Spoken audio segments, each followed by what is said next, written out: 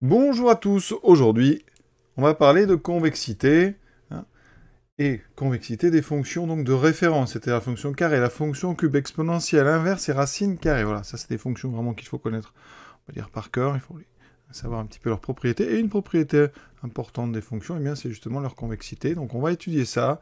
Donc j'ai choisi 5 donc des plus représentatives. Et assez simple aussi à étudier pour débuter justement sur la convexité. Donc on est parti avec la fonction carré sur R. Pour étudier la convexité des fonctions de référence, on va utiliser la propriété sur la dérivée seconde. Il faut donc trouver son signe à cette dérivée seconde. Alors, la fonction carré, elle est 2 fois dérivable, il n'y a pas de souci sur R. Donc, f', vous savez que c'est 2x, f seconde, donc la dérivée, c'est donc 2. F seconde est égal à 2, c'est donc quelque chose de strictement positif. Or, 2 est strictement positif, donc, quel que soit x appartenant à R, on sait que f seconde de x est donc strictement positif, c'est donc supérieur ou égal à 0. Conclusion, donc, f seconde est positive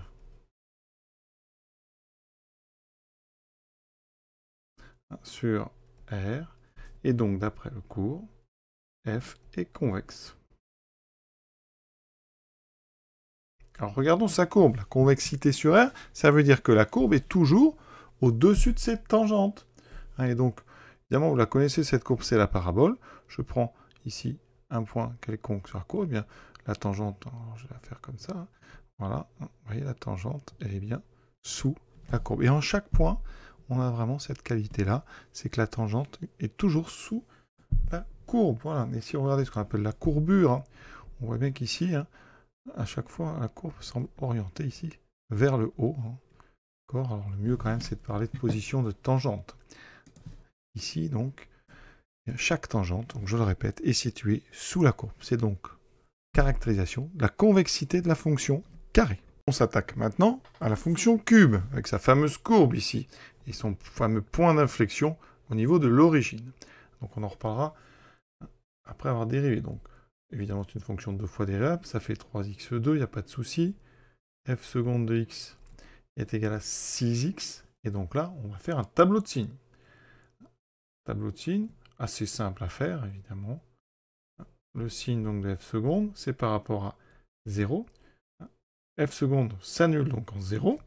Comme c'est 6x, c'est négatif, puis positif. Voilà. Et donc, on a deux zones pour cette fonction cube. Sur les nombres négatifs, donc sur moins l'infini, 0.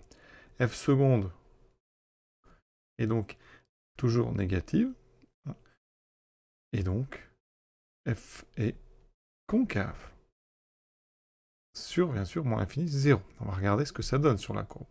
Sur 0 plus l'infini, donc les réels positifs, f seconde est positive, donc f est convexe.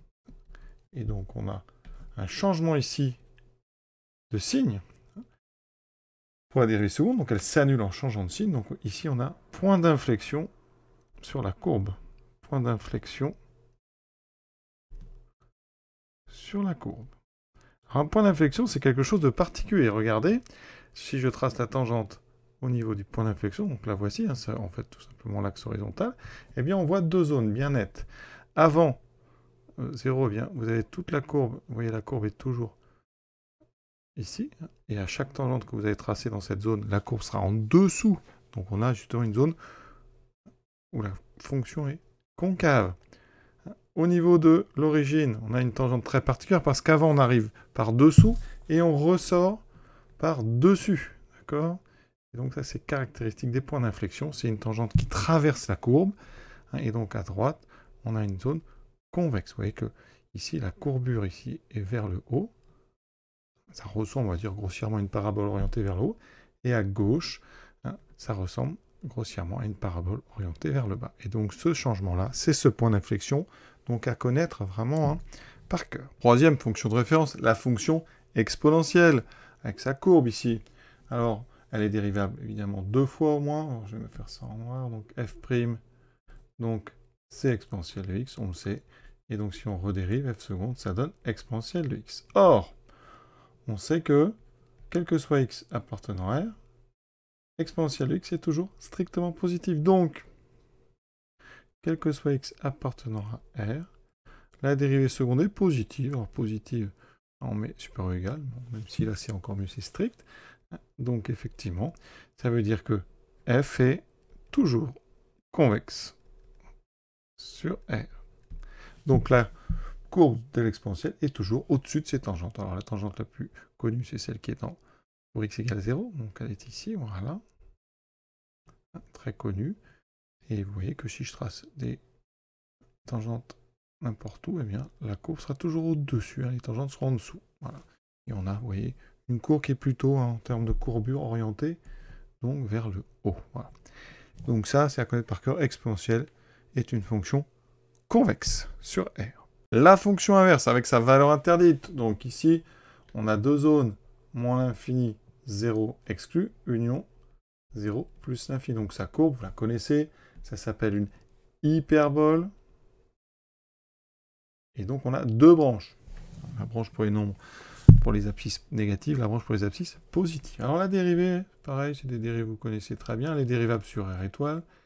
Donc première dérivée, moins 1 sur x2. Et ensuite, on dérive une deuxième fois. Vous trouverez donc plus, alors, 2 sur x3. Pour dériver ça, normalement, il faut connaître, je vais vous donner la formule quand même.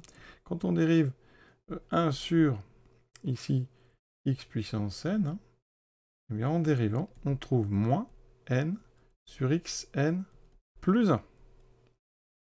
D'accord? Donc ici, j'ai appliqué ça pour n égale 2.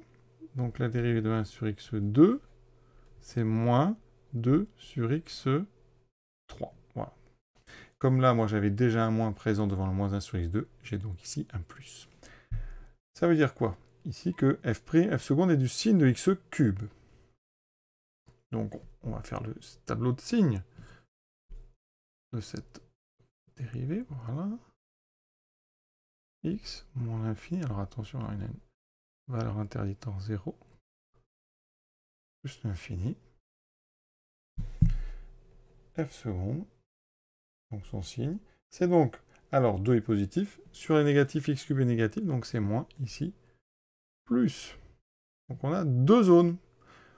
Alors, sur la zone des nombres négatifs, donc moins l'infini 0, exclu, eh bien, f seconde, on dit qu'elle est négative.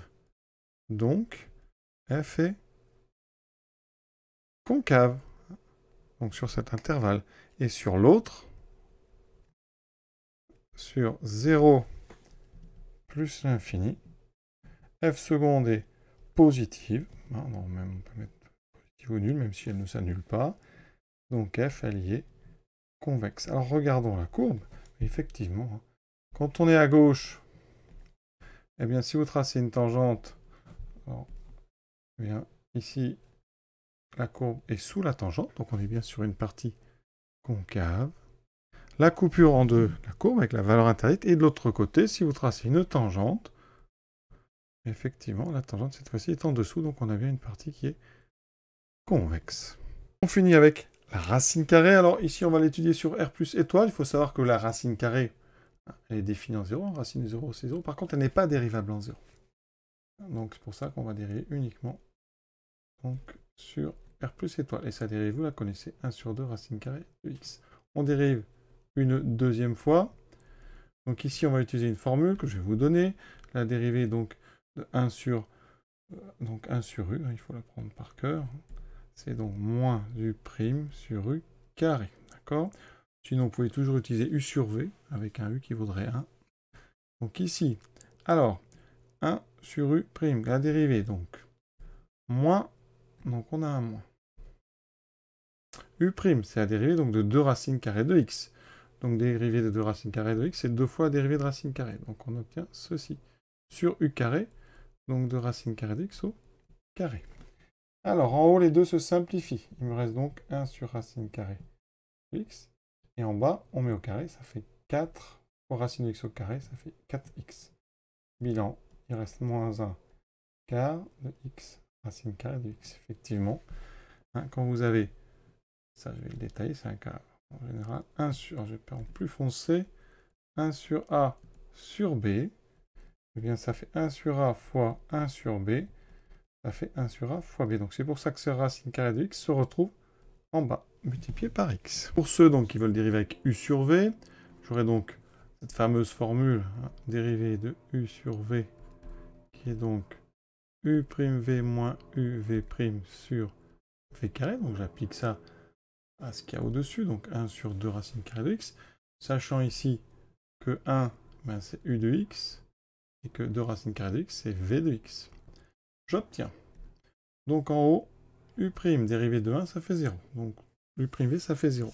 Il me reste moins uv', donc moins une fois la dérivée de v. C'est donc, je l'ai dit, 2 fois 1 sur 2 racine carrée de x. Et dessous, on aura v carré.